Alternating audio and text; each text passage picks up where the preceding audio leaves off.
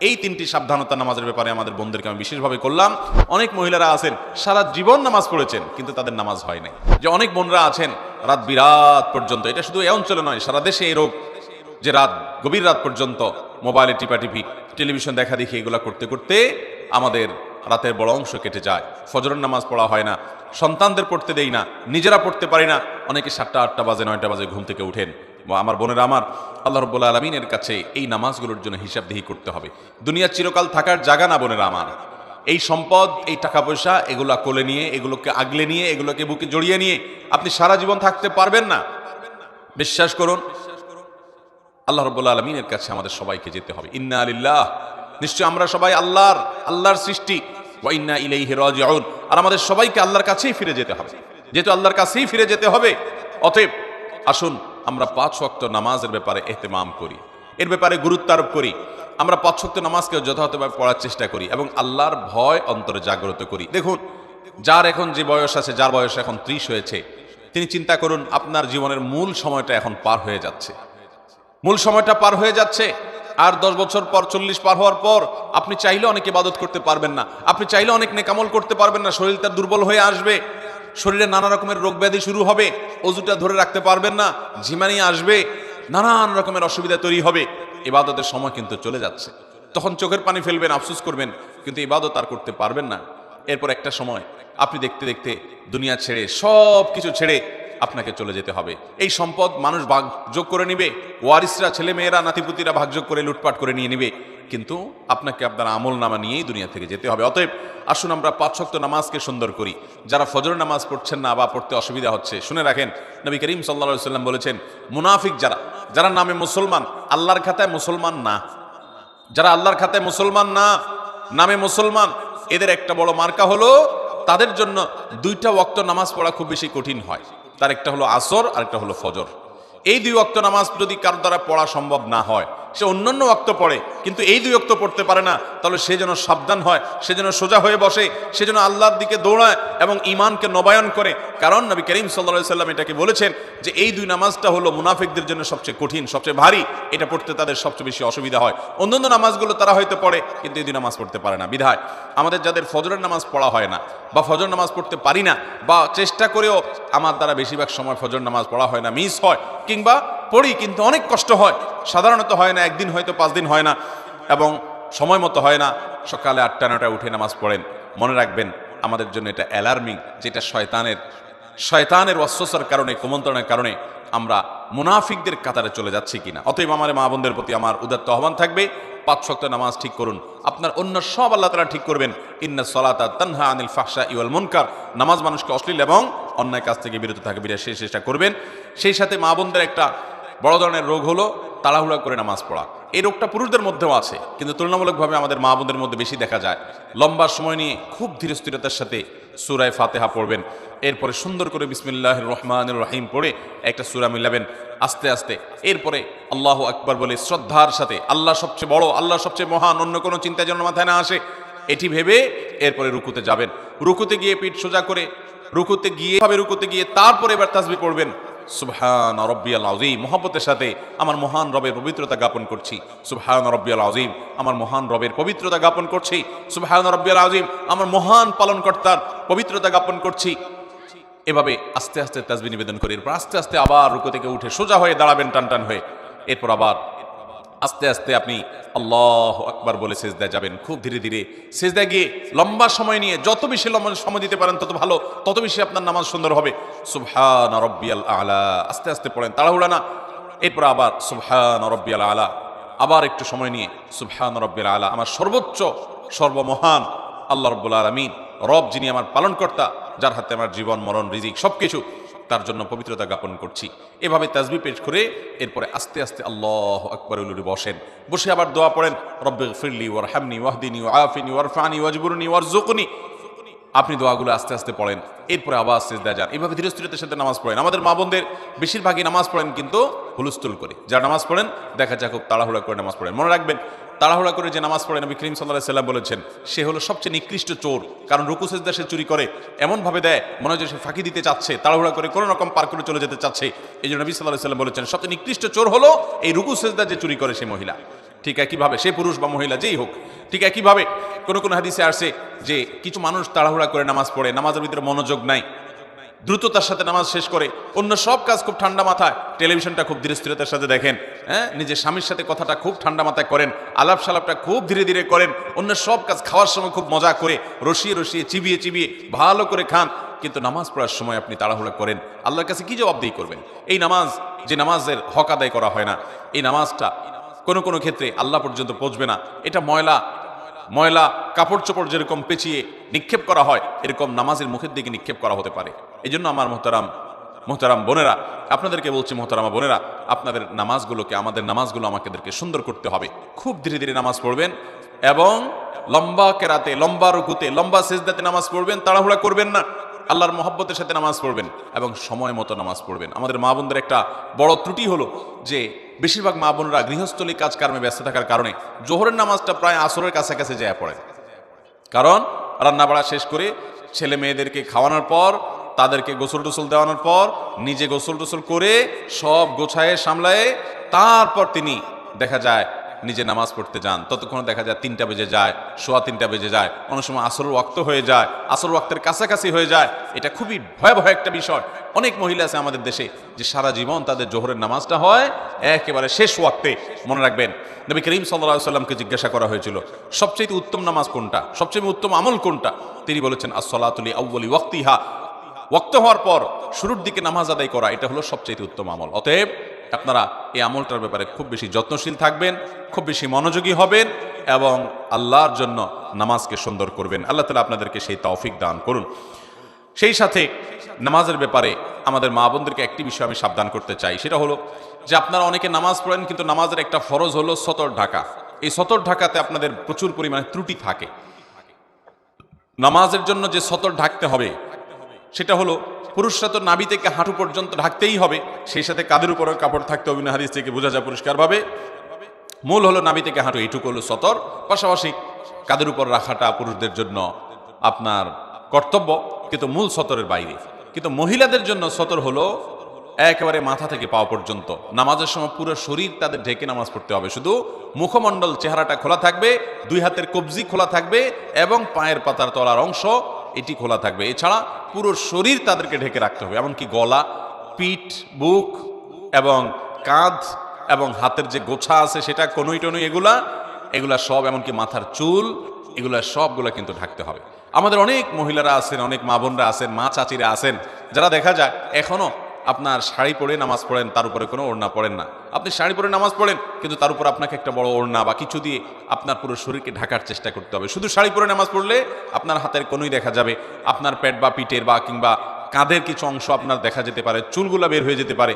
যদি আপনার পুরো নামাজ জুড়ে এরকম শরীরের সমস্ত অঙ্গ প্রত্যঙ্গ খোলা থাকে, আপনার নামাজ হবে না। অনেক মহিলারা আছেন সারা জীবন নামাজ পড়েছেন, কিন্তু তাদের নামাজ হয় নাই। অতএব আমাদেরকে মনে রাখতে হবে, মাথা থেকে পা পর্যন্ত মহিলারা নামাজের জন্য পুরো শরীরকে ঢেকে নামাজ পড়বেন, এটি তাদের জন্য ফরজ। এটি না হলে তার ফরজ তরক হবে, নামাজই হবে না। বিধায় এই 3টি সাবধানতা নামাজের ব্যাপারে আমাদের বোনদেরকে আমি বিশেষভাবে করলাম। আর যারা বয়সে অনেক তরুণী আছেন, আমাদের অনেকে আছেন নামাজের গুরুত্ব এখনো বুঝি না। দেখুন, আল্লাহ রাব্বুল আলামিনের কাছে আমাদের সবাইকে চলে যেতে হবে, খুব দ্রুততার সাথে চলে যেতে হবে। আমরা কেউ এখানে থাকতে আসি নাই, জিন্দিগি পার হয়ে যাচ্ছে। বিধায় এই ফরজ নামাজকে আমরা খুব গুরুত্বের সাথে পড়বো ইনশাআল্লাহ। দ্বিতীয়ত যে নসিহা থাকবে তা হলো, আল্লাহ রাব্বুল আলামিনের কাছে নারী হিসাবে আপনাদের একটা বিশেষ জবাবদিহিতা আছে, সেটা হলো আপনি কতটা পর্দা পশিদা করেছেন। পর্দার এই বিধানটাকে আল্লাহ তাআলা ফরজ করেছেন। সূরা নূর বেশি বেশি করে পড়বেন, সূরা আহজাব বেশি বেশি করে পড়বেন। এই 2 সূরাতে পর্দার বিধানগুলো আল্লাহ তাআলা বিস্তারিত পুঙ্খানুপুঙ্খ আলোচনা করেছেন। আমাদের মা বোনদের জন্য এক্সট্রা একটা ফরজ আছে, যেটা পুরুষদের জন্য নাই, সেটা হলো নিজের সৌন্দর্যকে পরপুরুষের সামনে প্রকাশ করা যাবে না, এটা ঢেকে তাদেরকে চলতে হবে। পুরুষদের জন্য যে নির্দেশ আছে এই সংশ্লিষ্ট, সেটা হলো তারা চোখের হেফাজত করবে, চোখকে অবনত করবে। কিন্তু মা বোনদের জন্য নির্দেশ হলো তারা নিজেদের এই সৌন্দর্য, আল্লাহর দেয়া সৌন্দর্য, অর্থাৎ পুরো শরীরকে তারা ঢেকে ঢুকে রাখবে। নবী করিম সাল্লাল্লাহু আলাইহি ওয়াসাল্লাম বলেছেন, আল মারআতু আওরা, একজন নারী পুরাটাই হলো আবৃত রাখতে হয় তার নিজেকে। যদি কোনো নারী বাসা থেকে বের হয়, ইস্তাশাফাহা শয়তান, শয়তান তার পিছে লাগে এবং তাকে দিয়ে বহু মানুষকে বিভ্রান্ত করে, ঈমান হরণ করে, তাকওয়া হরণ করে, চোখের গুনাহ করায়, মনের জেনা করায় এবং তাকে হারামের দিকে নিয়ে যায়। এজন্য মা বোনদের কর্তব্য হলো তার কারণে কোনো পরপুরুষ যেন ফিতনায় পতিত না হয়। এবং এই জন্যই নবী করিম সাল্লাল্লাহু আলাইহি ওয়াসাল্লাম বলেছেন, কোন নারী যদি সুগন্ধি ব্যবহার করে এবং সুগন্ধি ব্যবহার করে যদি বের হয়, উদ্দেশ্যই হলো যে তার এই সুগন্ধি তিনি যখন রাস্তা চলাফেরা করবেন, আশেপাশে মানুষের নাকে যাবে, পুরুষদের দৃষ্টি আকৃষ্ট হবে, তারা তার দিকে আকৃষ্ট হবে, তাকে নিয়ে কল্পনা জল্পনা করবে। এরকম যদি কোনো নারী সুগন্ধি ব্যবহার করে বের হয়, তাহলে সে জান্নাত তো দূরের কথা, জান্নাতের ঘ্রাণ পর্যন্ত পাবে না। মোহতারাম বোনেরা আমার, এই জন্য আপনাদেরকে পর্দা বিধানটা খুব ভালো করে মেনে চলতে হবে। কোনো পুরুষের সাথে আপনার যদি কথা বলার দরকার হয়, আপনি 100 বার বলবেন, কিন্তু সেটা হলো প্রয়োজন মতো। অপ্রয়োজনীয় আলাপ করা যাবে না, বেহুদা আলাপ করা যাবে না। কেমন আছেন, কি খাইছেন, অপ্রয়োজনীয় কথা বলবেন না। কোনো দরকার হলো তো আপনি কেনার দোকানদারের কাছে কথা বলতে হলো, তো আপনি কথা বলবেন। কিন্তু সেখানে আবার অনেক মা বোনরা আছেন, অন্য পুরুষের সাথে কথা বলার সময় কৃত্রিম সুরে কথা বলেন, একটু মিষ্টি সুরে কথা বলেন, একটু কোমল কণ্ঠে কথা বলেন, একটু নিজের কণ্ঠটার ভিতরে বিশেষ মাধুর্যতা এনে কথা বলার চেষ্টা করেন। কোরআনে কারিমে আল্লাহ রাব্বুল আলামিন স্পষ্ট নিষেধ করেছেন যে তোমরা যখন পরপুরুষের সাথে কথা বলার দরকার হবে, কোনো প্রয়োজনে তোমরা কথা বলবে, ফালা তাখদা'না বিল কওল, তখন তোমরা কথাকে কোমল করে বলবে না, কথার ভিতরে কোমলতা সৃষ্টি করবে না, বরং স্বাভাবিকভাবে কথা বলবে। ওয়াকুলনা কাওলাম মারুফা, স্বাভাবিক কথা বলতে হবে। আমাদের বোনরা, মায়েরা অনেকে এই পর্দার বিধানগুলোকে লঙ্ঘন করেন। সোশ্যাল মিডিয়াতে অনেক মেয়েরা আছেন, নিজেদের ছবি, উন্মুক্ত ছবি আপনারা তুলে সেটাকে আপলোড করেন, আপনার স্বামীর সাথে ছবি আপলোড করেন, আপনি নিজের ছবি আপলোড করেন, বান্ধবীরা একসাথে হয়ে আপলোড করেন। আপনি একজন প্রাপ্তবয়স্ক নারী হওয়ার পর, আপনি বয়স্ক বা প্রাপ্তবয়স্ক হওয়ার কাছাকাছি পৌঁছে গেছে আপনার মেয়ে, সেই মেয়ের ছবি তুলে আপনি ফেসবুকে আপলোড করলেন। তাহলে সেক্ষেত্রে আপনাদের ছবি দেখে যত পুরুষ চোখের জেনায় লিপ্ত হবে, তারা সবাই তো তাদের অপরাধ করবেই। আপনারা যারা নিজেদের ছবি আপলোড করেছেন, আপনি শুধুমাত্র এই ছবি আপলোড করে যত মানুষ চোখের জেনা করছে, তাদের সবার সমপরিমাণ গুনাহের ভাগীদার আপনাকে হতে হবে। ঠিক একইভাবে দেখা যাবে এই ছবি আপনি আপলোড করার পর আপনার এখান থেকে কতজন কপি করে নিয়ে গেছে, কত বাজে বাজে জায়গায় ব্যবহার করেছে, কত পুরুষরা সেটা দেখছে, কতজন এটা দেখে আপনাকে নিয়ে মনে মনে জেনা করছে, এর সবগুলোর পাপের ভাগীদার কিন্তু আপনাকে হতে হবে। একজন নারী, মুসলিম নারী, তার সম্ভ্রম, তার ইজ্জত অনেক দামি। তিনি চিন্তা করবেন আমাকে নিয়ে কেউ বাজে চিন্তা করতে পারে, এমন কোনো জায়গায় আমি নিজেকে উপস্থাপন করব না। আপনি যখন আপনার ছবিকে ফেসবুকে ছেড়ে দিবেন, টুইটারে ছেড়ে দিবেন, অনেক বোনরা আছেন যে আজকাল দেখা যায় টিকটকে নিজেদের ভিডিও ছেড়ে দেন, ফেসবুকে নিজেদের ভিডিও ছবি ছেড়ে দেন, নিজেদের ব্যক্তিগত পারিবারিক বিষয়াশয়গুলোকে ছেড়ে দেন।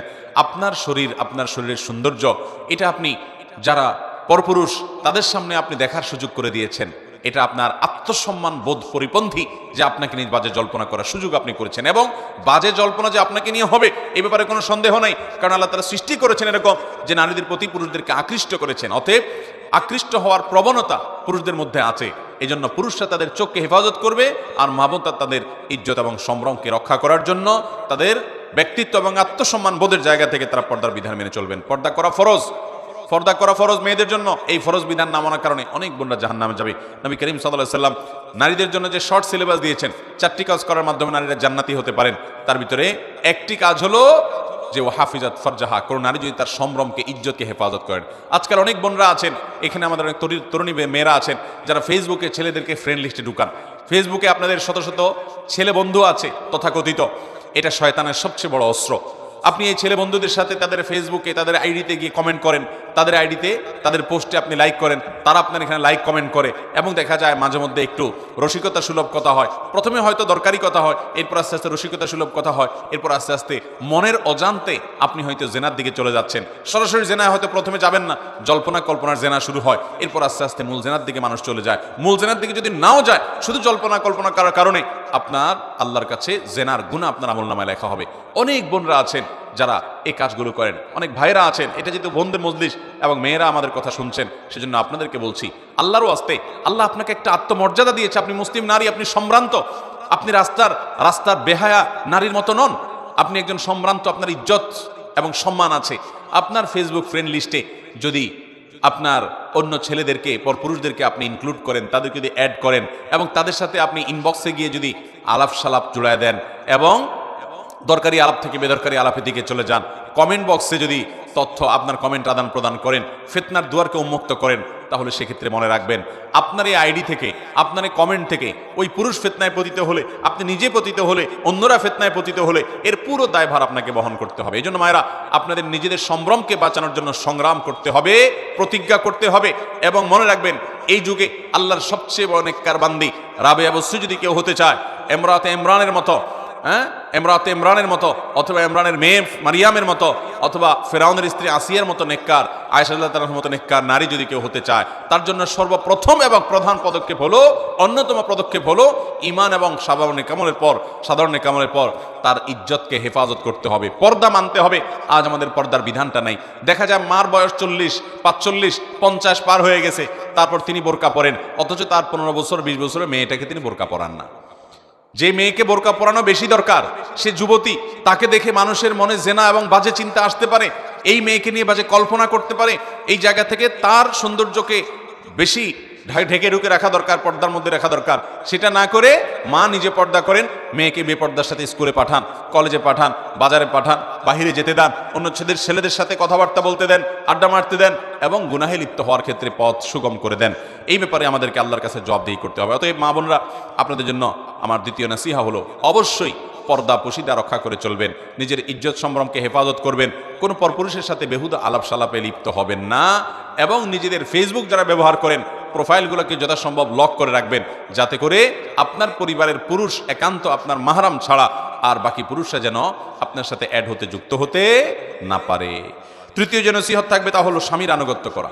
আজকাল আমাদের মা বোনদের জন্য এটা কঠিন হয়ে গেছে। অনেক মহিলারা আছেন, নামাজও পড়তে রাজি আছে, পর্দা করতেও রাজি আছে, কিন্তু স্বামীর কথা মানতে রাজি না। এবং শয়তান আমাদেরকে এই জায়গাতে আমাদের মা বোনদের সবচাইতে বেশি ধোঁকা দিয়ে থাকে। তথাকথিত নারীবাদীরা আমাদের মা বোনদেরকে উস্কে দেয় যে না, নিজের কথা মতো চলতে হবে, স্বাধীন মতো থাকতে হবে। ভাইরা আমার, বোনেরা আমার, অবশ্যই স্বাধীনতা আপনাকে ইসলাম দিয়েছে, কিন্তু প্রত্যেকটা স্বাধীনতার একটা সীমানা আছে, একটা নির্দিষ্ট ডেফিনেশন আছে। আপনি যদি স্বাধীনতার নাম দিয়ে আপনার স্বামীর নির্দেশকে লঙ্ঘন করেন, তাকে পাত্তা না দেন, তাকে তোয়াক্কা না করেন, তাকে ইজ্জত না করেন, তাহলে সেক্ষেত্রে আল্লাহর কাছে আপনি অপরাধী হিসেবে বিবেচিত হবে। এটা আপনার দুনিয়াকেই শেষ করবে, আখিরাত তো পরেই। মনে রাখবেন, যারা এই সমস্ত কথার সবক দেয় আমাদের মা বোনদেরকে যে নারীরা নিজের মন মতো চলবে, তথাকথিত স্বাধীন হবে, সেই মানুষগুলোর দেশের দিকে তাকান, ইউরোপ আমেরিকার দিকে তাকান, একটা দেশও পাবেন না যেই দেশে মেয়েরা মুসলিম পরিবারগুলোর মতো, মুসলিম দেশগুলোর মতো সুখে আছে। তাদের জীবনে দেখা যায় যে পরিবার বলতে, পারিবারিক জীবন বলতে কোনো জিনিস পাওয়াটা সোনার হরিণ হয়ে যাচ্ছে দিন দিন। কারণ সেখানে ভোগটাই মুখ্য হচ্ছে, স্বামী স্ত্রীর মধ্যে কোনো বন্ডিং থাকছে না, কোনো সম্পর্ক থাকছে না। মুসলিম পরিবারে, মুসলিম দেশগুলোতেও নারীর প্রতি কম বেশি অবিচার হয়, কিন্তু এরপরও দেখা যায় মুসলমানদের সমাজে স্বামী স্ত্রীর মধ্যকার যে ভালোবাসা, যে হৃদ্যতা, যে সৌহার্দ্য, যে সম্প্রীতি, যে আন্তরিকতা, এটা অমুসলিমরা কল্পনাও করতে পারে না। আল্লাহর বিধানের মধ্যেই কল্যাণ। আপনার কাছে মনে হতে পারে আপনার স্বামী, তার কোনো কথা আপনার ভালো লাগে না, সে হয়তো আপনার চাইতে কম বুঝে, হয়তো সে অনেক ক্ষেত্রে হয়তো পিছিয়ে আছে, তারপরও সে যদি আল্লাহর আদেশের বাইরে আপনাকে কিছু না বলে, খারাপ কোনো নির্দেশ যদি না করে, তাহলে সেক্ষেত্রে আপনি তার কথা মানবেন।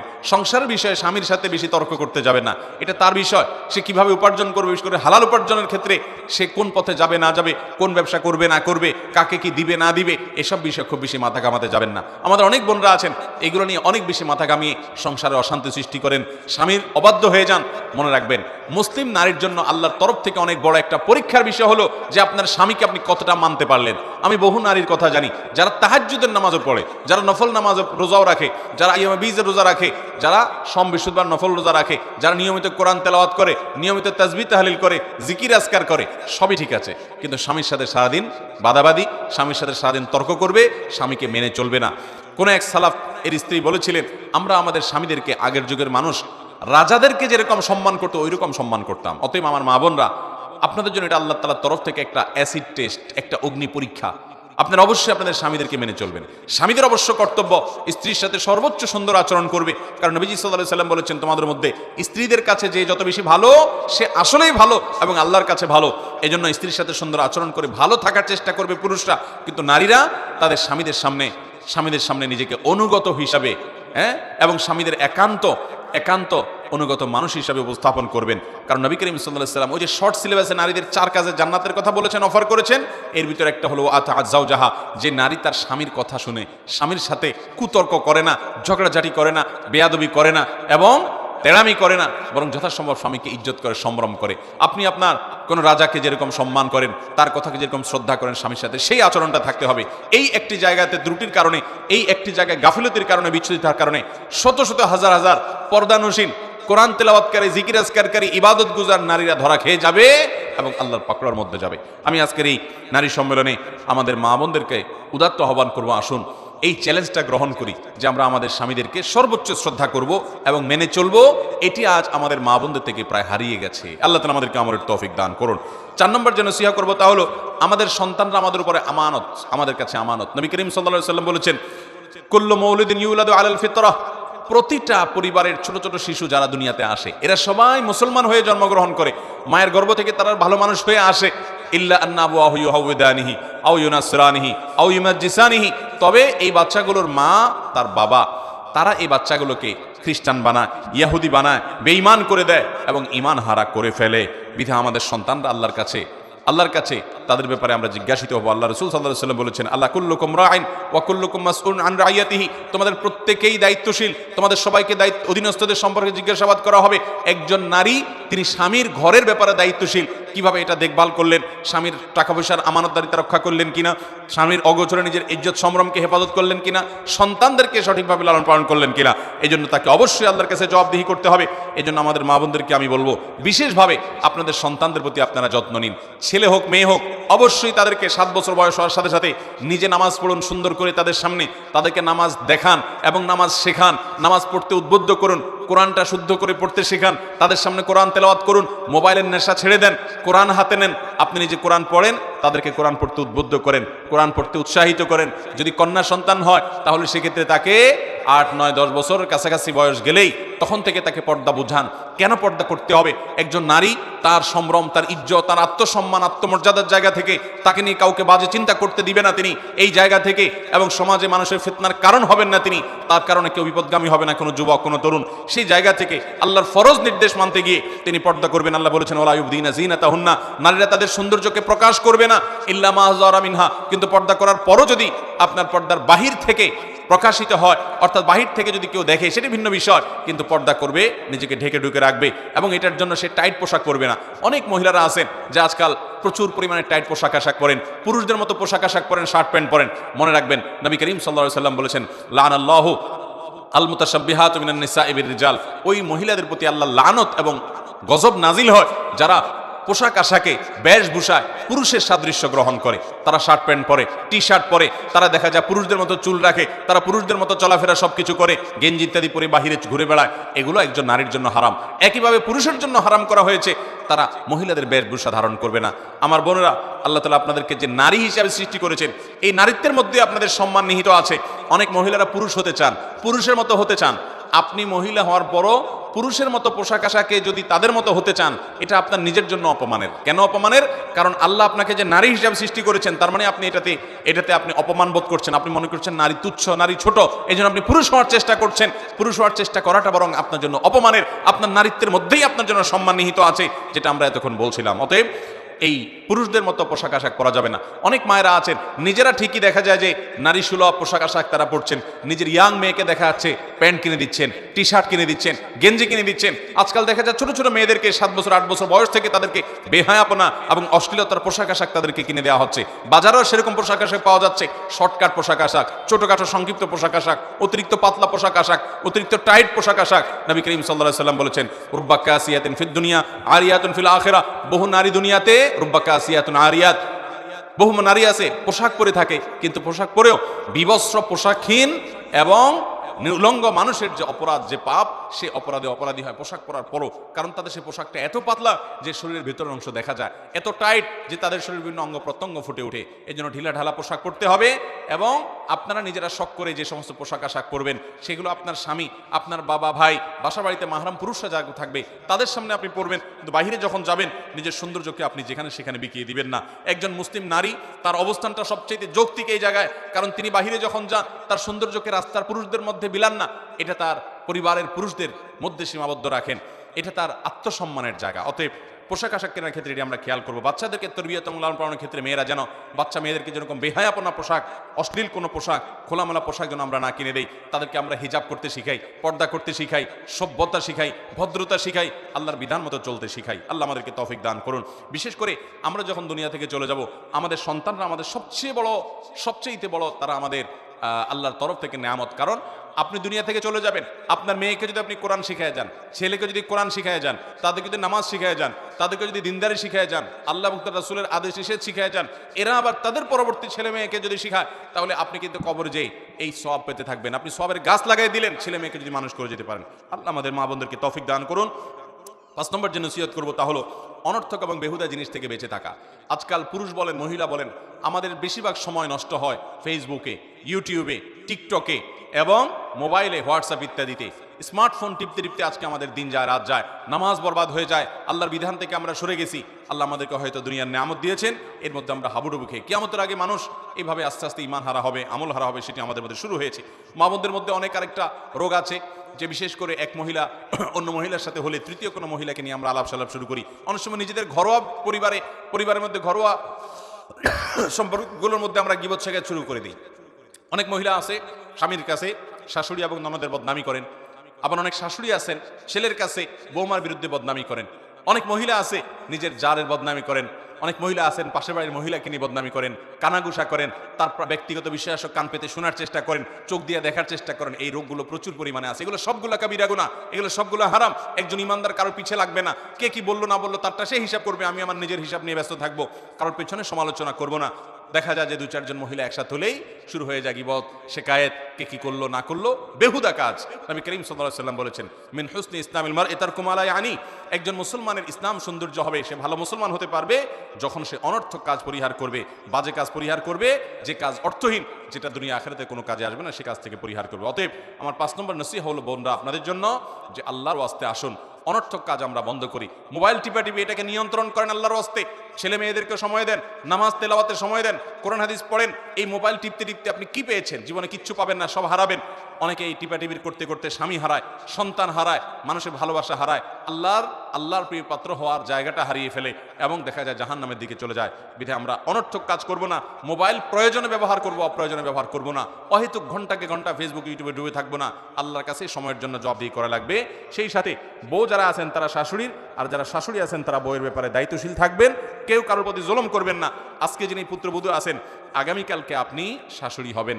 অতএব আপনি যেন আপনার শাশুড়ির প্রতি অবিচার না করেন, তার প্রতি জুলুম না করেন, তার প্রতি যেন ইহসান করেন, তার দিকটা খেয়াল করেন, তাকে সেবা করেন। শাশুড়ি অনেক উল্টাপাল্টা করতে পারে, শ্বশুর অনেক উল্টাপাল্টা করতে পারে না বুঝে। তারা বয়স্ক মানুষ, আগের যুগের মানুষ, আগের জেনারেশনের মানুষ, তাদের সেন্স আপনার সেন্স একরকম না।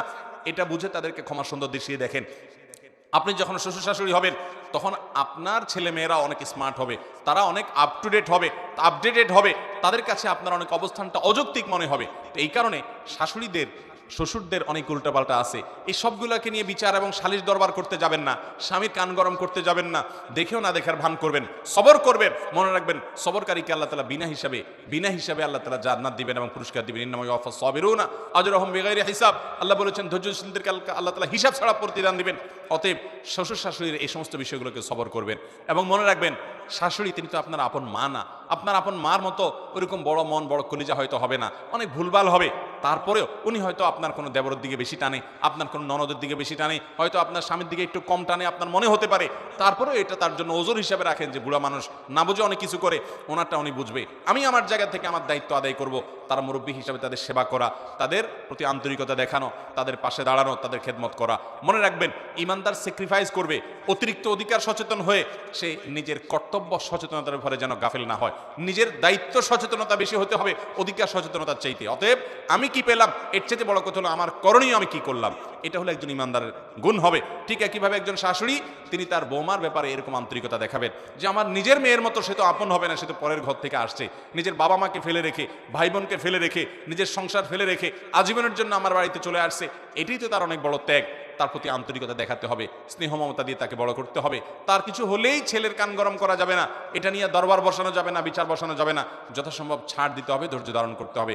আল্লাহ তাআলা আমাদের মা বোনদেরকে একজন জান্নাতি নারীর যে গুণাবলী, একজন ভালো নারীর যে গুণাবলী, কোরআন যে সূরা তাহরিমের মধ্যে দুজন নারীর দৃষ্টান্ত দিয়েছেন, ইমানদার নারী, একজন হলেন ফেরাউনের স্ত্রী আসিয়া, আর একজন হলেন ইমরানের মেয়ে মারিয়াম, ঈসা ইসলামের মা মারিয়াম। এই দুইজন নারীর মতো উত্তম গুণাবলী অর্জন করা এবং নবী করিম সাল্লাল্লাহু আলাইহি সাল্লামের পত্নীগণ, বিশেষ করে আম্মাজান আয়েশা রাদিয়াল্লাহু তাআলা আনহার মতো, ফাতেমা রাদিয়াল্লাহু তাআলা আনহার মতো আরও অন্যান্য মুসলিম দৃষ্টান্ত হওয়া নারীদের মতো আমাদের মা বোনদেরকে হওয়ার তৌফিক দান করেন। এবং সেই সাথে লূত আলাইহিস সালামের স্ত্রী এবং আল্লাহ নবী নূহ আলাইহিস সালামের স্ত্রীর মতো আল্লাহর অবাধ্য, ফাসেকা এবং চরিত্রহীনা কিংবা তলে তলে জেনার গুনাহে লিপ্ত, পরকীয়াতে লিপ্ত, অন্য পুরুষদের সাথে আসক্ত, তাদের প্রতি আসক্ত এবং গুনাহে লিপ্ত এবং আল্লাহর অবাধ্য হওয়া বেপরদিগি থেকে আল্লাহ তাআলা আমাদের মা বোনদেরকে হেফাজত করুন এবং এই মজলিস থেকে আমরা ভালো কিছু শিখে গিয়ে আমাদের জীবনকে যেন পরিবর্তন করতে পারি সেই তৌফিক আমাদের সবাইকে আল্লাহ তাআলা দান করুন। ওয়া আখিরু দাওয়ানা আলহামদুলিল্লাহি রাব্বিল আলামিন।